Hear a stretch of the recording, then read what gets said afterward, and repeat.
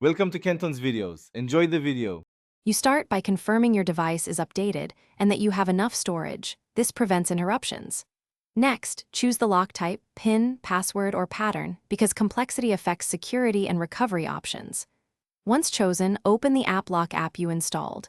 Grant required permissions promptly, such as usage access and overlay. These let the app detect and lock when apps open.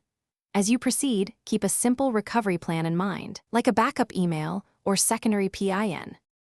You now set the primary credentials, enter an 8+ character password or a secure PIN, and confirm it twice to avoid typos.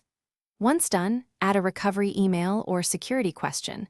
This is essential if you forget the code. Make sure to enable biometric unlock only after you have a fallback. Biometrics ease use but need a backup.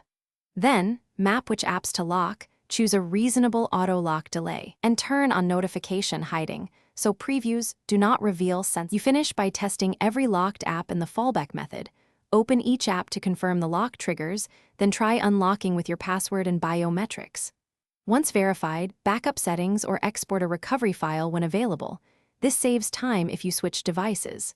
If something goes wrong, first regrant permissions and clear the app cache. If that fails, reinstall the app and restore settings. If you still cannot access locked apps, use the recovery email or contact the app developer for a reset. Thanks for watching. Consider subscribing if we helped you.